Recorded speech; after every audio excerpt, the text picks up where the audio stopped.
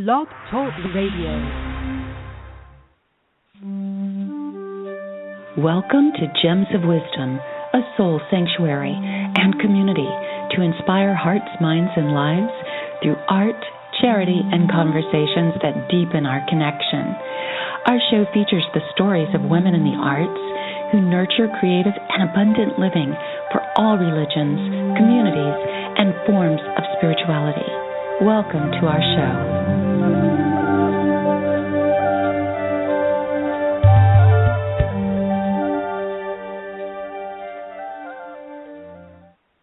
Hi there, and welcome to the Women's Wisdom Circle today.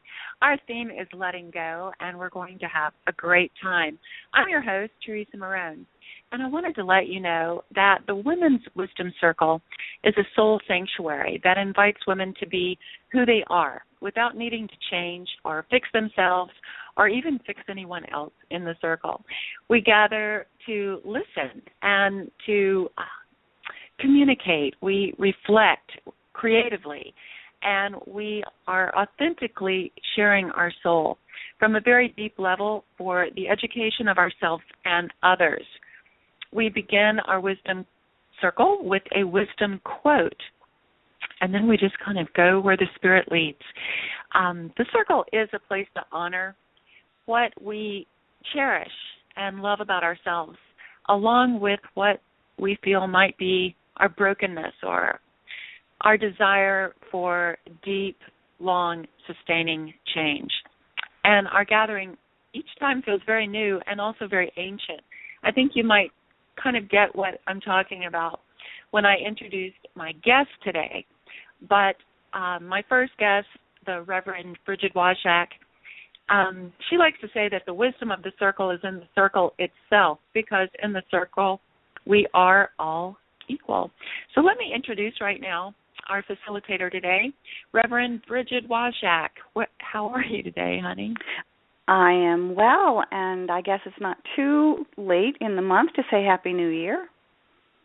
No, I don't think it's too late. In fact, I think that all the way up to the spring equinox coming up week of the 23rd of March, we might just celebrate this new year.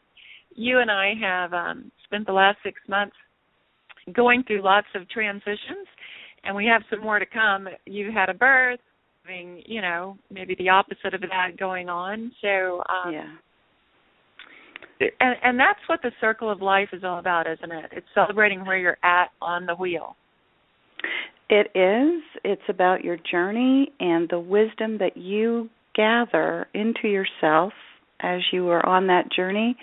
And sometimes we don't even know how wise we are until we get with others and begin to talk, and something wonderful comes out of our mouths and someone else says, "Oh, that was so wise." Well, we kind of have a dichotomy going on our theme today. It's letting go, but it's also setting boundaries. And yes. I know that we talked a little bit about this during the holiday season, that there's a time of darkness, and running away from that darkness does not really serve the purpose of what the darkness is. And the darkness I'm speaking about is that deep introspection of what you really, really want to process and move away from. But you can't run from it. You have to move away from it with intelligence and with completion. Is that what I remember us talking about? Yes, and I think that that's part of the letting go, is because there are things that we need to let go of. Most often we think of things, letting go of things, and perhaps letting go of events, recurring events that come up for us on our calendar. And lastly, people. And that's generally where we find the negativity, and we look at it as a negative thing, letting go of people, but it's actually not. It frees us up in a way that helps us to set a boundary about the people who will be in our lives and how their presence will influence our lives. Well, we're going to start our wisdom circle off in about 5 minutes with that theme in mind. But before we do that, let me introduce my second guest today, Karen Ludes is someone that's been my friend for about 6 or 7 years, and she and I have done a couple of artistic projects together. I have to say to the listeners that Karen is a master at organizing an artistic event. She is like my top.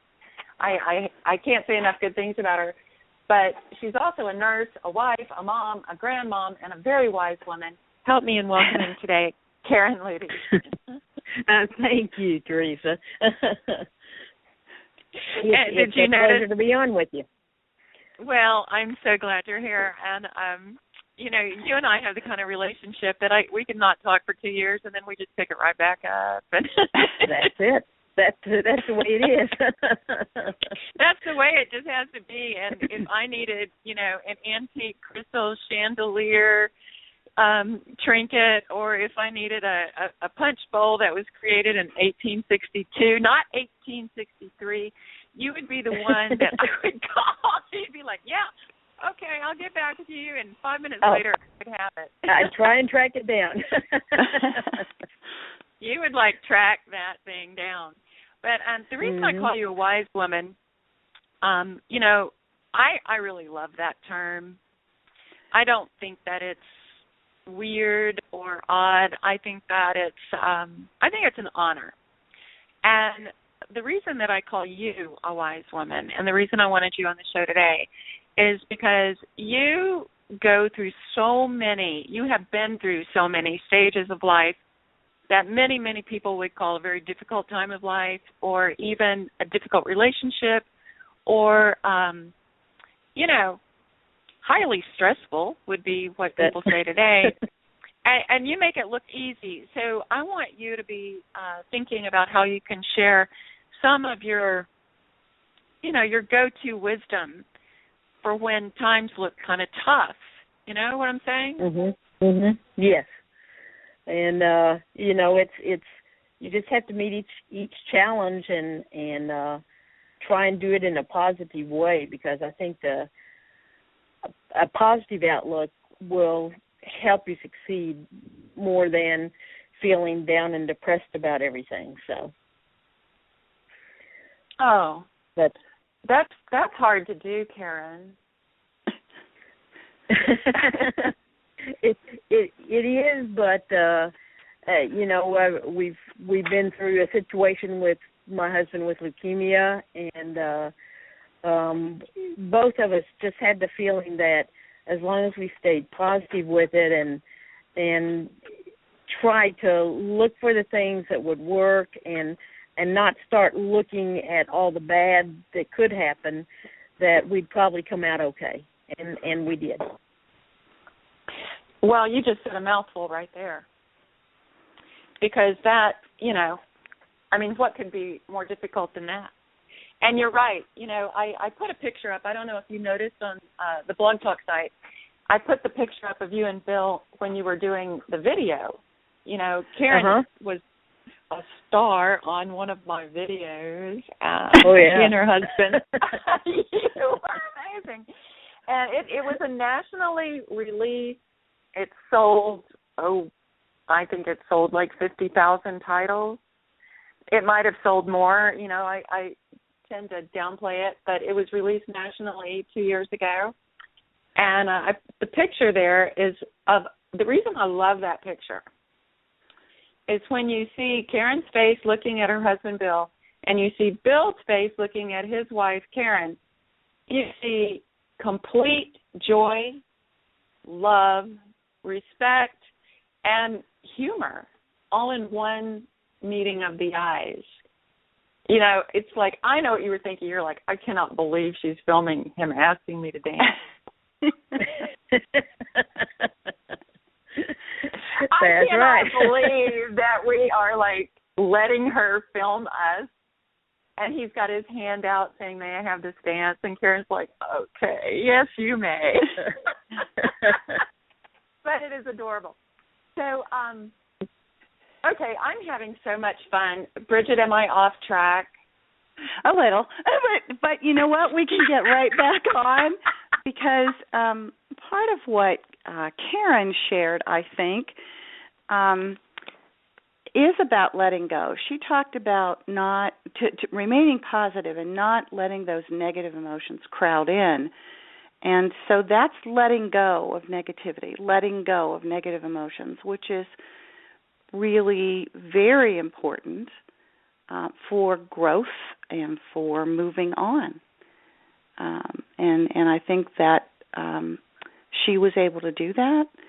She and her husband were able to do that because they let go of what wasn't working, what would not have worked in their situation.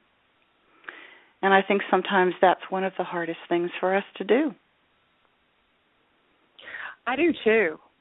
I mean, Karen, did you want to follow up on anything that Bridget had said before we introduced you, as far as just the whole theme of embracing things before you release them, because then, it's not complete? Well, we hadn't gotten to visit too much with our telephone incident, so.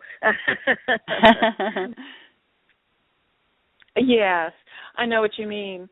But, the whole idea of embracing not negativity per se, but the darker parts of our lives, and kind of not being too quick to go into denial or to shut it down as being, that's the boundary. That's how much time do you want to spend on, okay, we're really going to embrace this before we move away from it, or we're going to surround this whole thing with a positive attitude, feel real.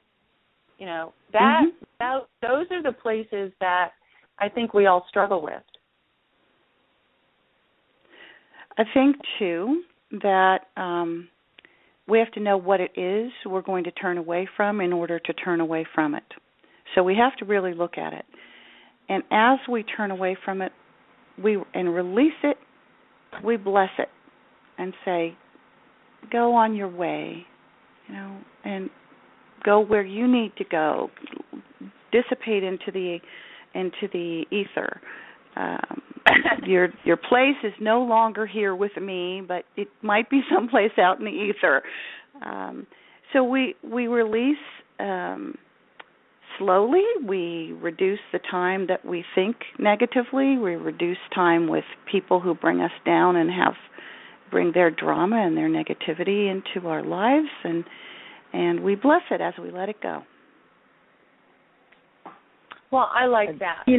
Now, I agree in that term, in that I've had people that have been in my life that at first I thought everything was, really well and things were working out, and then slowly I realized that it just wasn't the type of relationship that you wanted to have.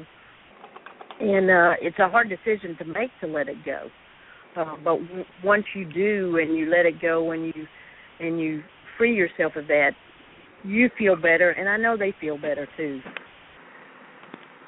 Agree. Oh, that's important to think in terms of that you're freeing them as well. Yeah, I think that's true. I think it sometimes takes a while. If you're the one who's choosing to limit the relationship, to discontinue the relationship with someone, initially you can expect some anger on their part, some disappointment and criticism, and sometimes, depending on the person, even some threats. But I really think Karen is right, that eventually they understand that it was for the best, that the two of you probably weren't going to be able to be mutually beneficial, which is what we want in our relationships and friendships, is that they're mutually beneficial for both of us. Mm-hmm. Absolutely. And sometimes people, I know that I've had a lot of trouble with this personally, but sometimes people are striving to do something that's really not right for them in order to meet you halfway in the relationship as well. So there's always clarity on both sides. So I think sometimes when we're involved in any relationship, friendship, whatever it is, there's a part of us that wants the other person to like us. And so sometimes we do things that are uncharacteristic of us in order to impress them or get them to like us. And then if we really look at ourselves, we say, why did I do that? Why am I being this way? Why am I behaving in a way that isn't truly me? And I think that's that feeling, that sensation, wherever it rests on our body and we know it, that's the time when we start questioning, wait a second, is this really a relationship I need to cultivate? Mm-hmm. You know, that is so perfect because you've led us right into our first quote. And for our listeners, what we're going to do now is I'm going to read the quote that was provided to me by lovely Bridget. She always sends me several quotes and lets me choose, and I think that's so generous of her. But we're going to segue right into our quote, and then we'll take turns speaking. Bridget will start, and then Karen will pick up the thread, and then I will. And we'll go around 2 or 3 times just to kind of follow this thread. So our quote for the day is by Deepak Chopra, and the quote is, in the process of letting go, you will lose many things from the past, but you will find yourself. So what do you think, Bridget? I really like this quote because you could say letting go, you will lose many people from the past as well as things. And that's the honest truth, is that there will be some loss, but the loss opens up space for newness. And if we're honest with ourselves, we can look at our lives and say that, as you spoke about in the beginning with Karen, she and you have been through many transitions, and those transitions cause a change in our lifestyle. And so if we don't continually re-examine and look at the space around us, the relationships around us, how we're engaging with the world, we can be living a former lifestyle. We can be living the things that fit in then, but they don't actually fit in now, but we've been a little lazy and allowed them to stay and linger. And we have to let those go. We have to re-examine and look at things. This is letting go is my theme for the year, my title for the year. And one of the things I decided to do was to start with things around me in my office, because it's where I spend a great deal of time. And I began to look at the overcrowded bookshelves and realized that I had whole groups of books that helped me in my ministry as a deacon to elder care, to other kinds of ministries. And when I looked at them, I said, are you ever going to do this again? Are you involved in it now? And will you be picking it up again? And the answer was no. And so the question now is then, why are you keeping these books? Someone else could use them. So I went through, I must have given away, I know people are going to be astonished, but it's true, 300 books. Wow. Amazon loves me. Amazon loves me. But I gave away things that I used when my lifestyle was different, when my intentions and the way I lived out my days were different. And I looked at what I'm doing now and where I want to go and what I want to embrace, and I kept those things.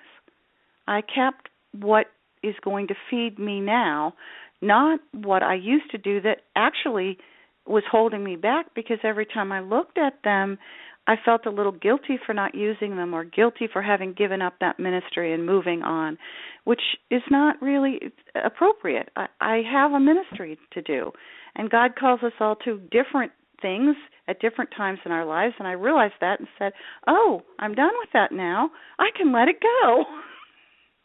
Uh-huh. Well, Karen, what would you like to pick up on that thread? Well, you know, when I first got married and started life and everything, I was a nurse, and I worked for 5 years. I loved it. I loved being a nurse. I loved taking care of people. And then I had my son, my oldest son, And it was time for me to step away from that part of my life, the nursing part, and be the mommy, because that was more fulfilling to me than the nursing. And now I'm the grandmother, and I'm getting a whole lot more fulfillment from that, because I can love, and then I can give them back to mommy and daddy. But I enjoy that part of it. When I'm in a situation where there's somebody that's sick and I'm back at the hospital, I miss the nursing, but I don't miss it so much that I would want to go back to that. And I've let that part of my life go by, and I'm not upset by that. I miss it when I'm in the situation. There's a lot of stuff I still remember and still use, but I've moved on now to the life that where I have my kids, I have my grandkids, and I'm doing the things there that I really enjoy.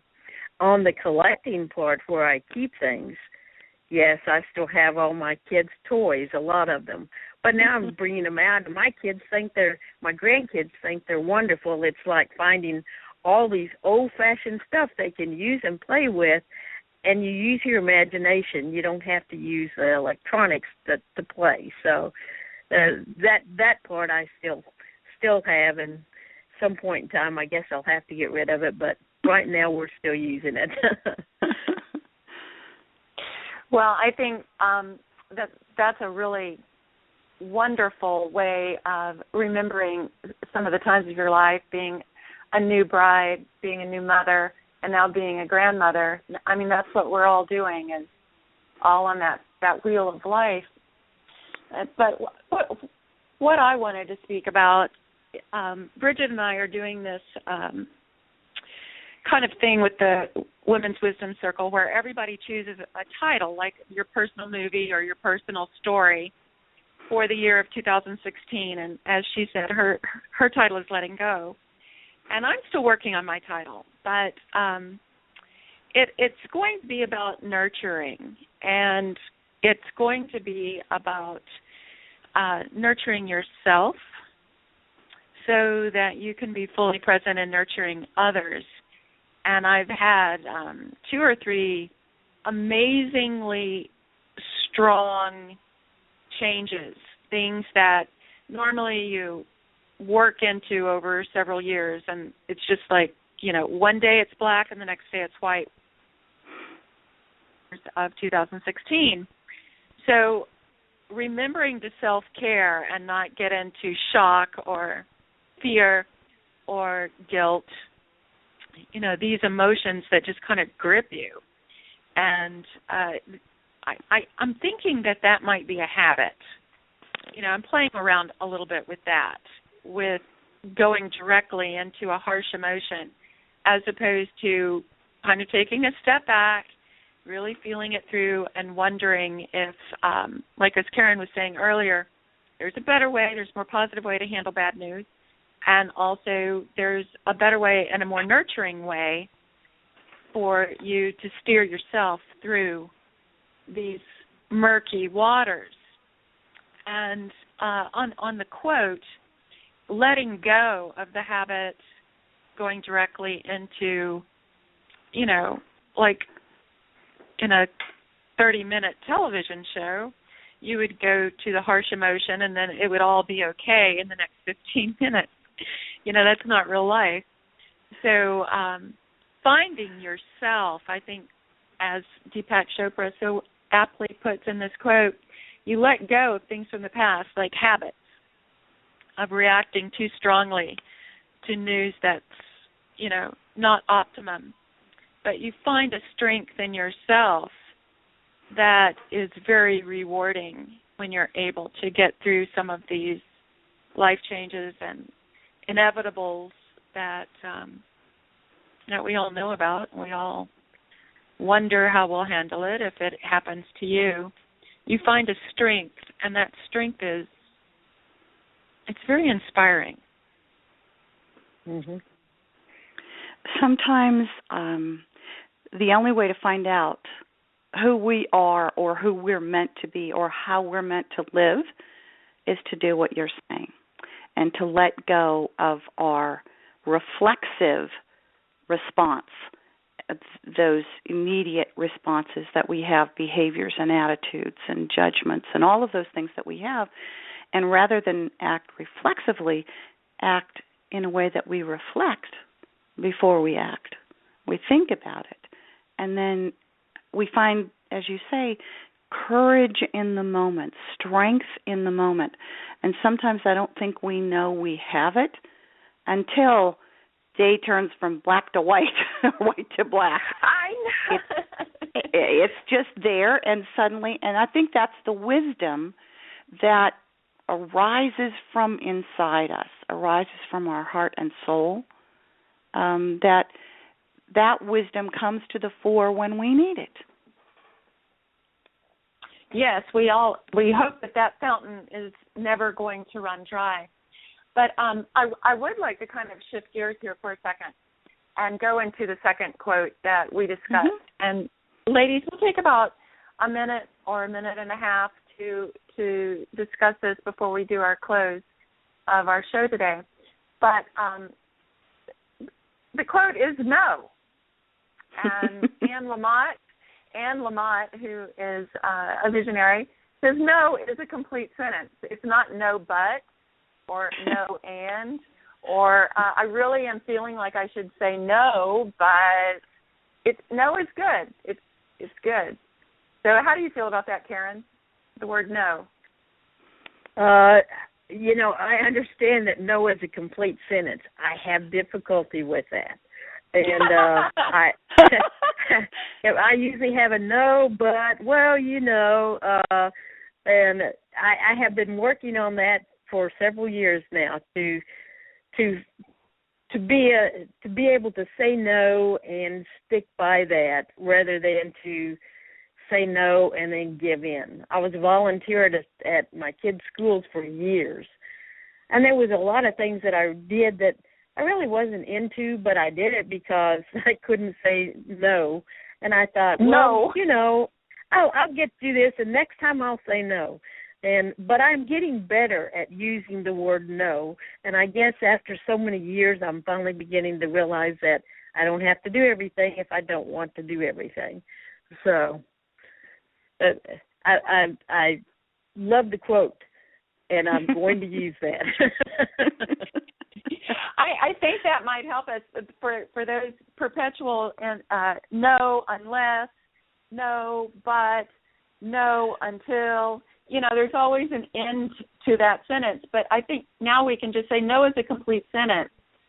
And, we might get some strange looks from people, but as it might become a movement, as you look at someone and say no is a complete sentence, they might respond with, you know what, it is.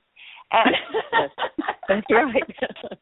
And I think it's good. And, there's a couple of people in my life, I'll just say this very quickly before I turn it over to Bridget here, that have been so pivotal in teaching me the value of the word no.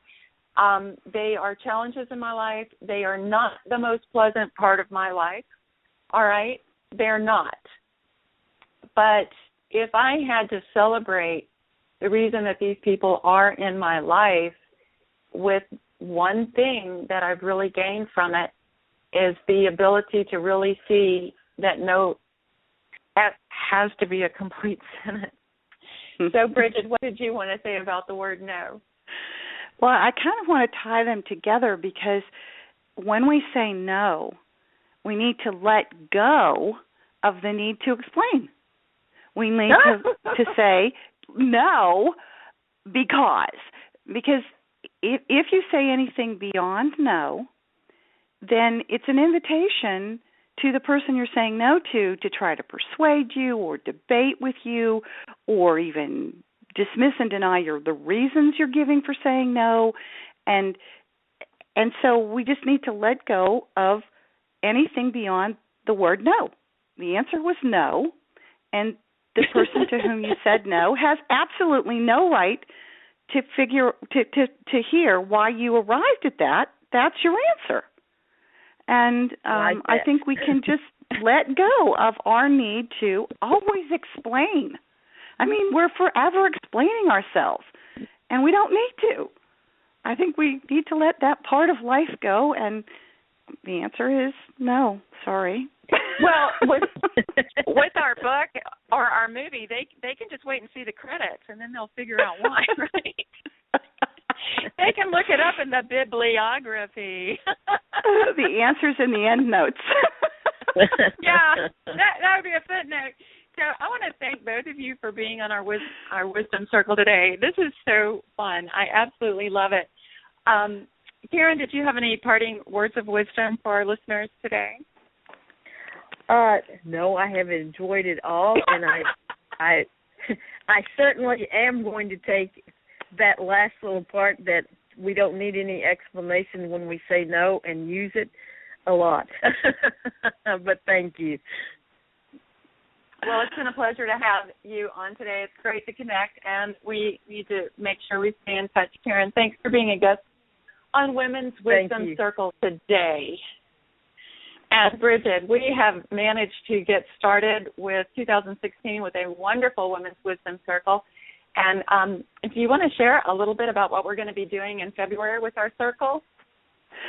Well, yeah, we are going to come back in February, and we are talking about relationships, and specifically about the not-so-great relationships in our lives.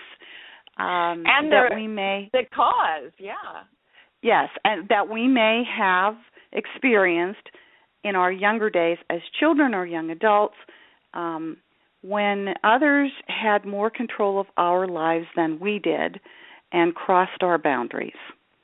Yes. So February is bound to be a deep wisdom circle, and a wisdom circle that will help us work through maybe the feelings that we have about not having had control and having had people cross our boundaries. Yes, and what we can do positively about it. Our special guest is Elizabeth Gibbons. She's an artist from California. She has a workshop that she does on healing early childhood trauma for many different reasons.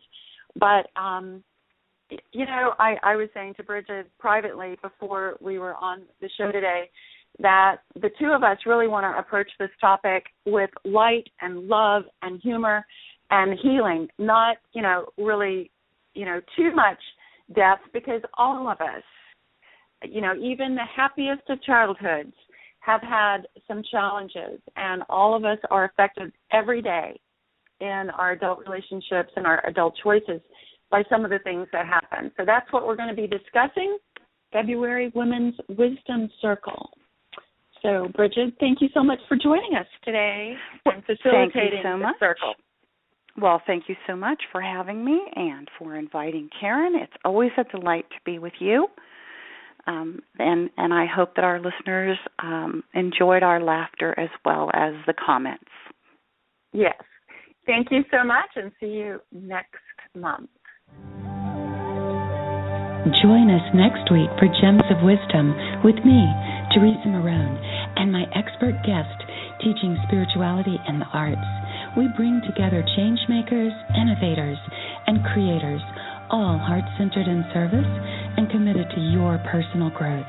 We're helping you so you can help others.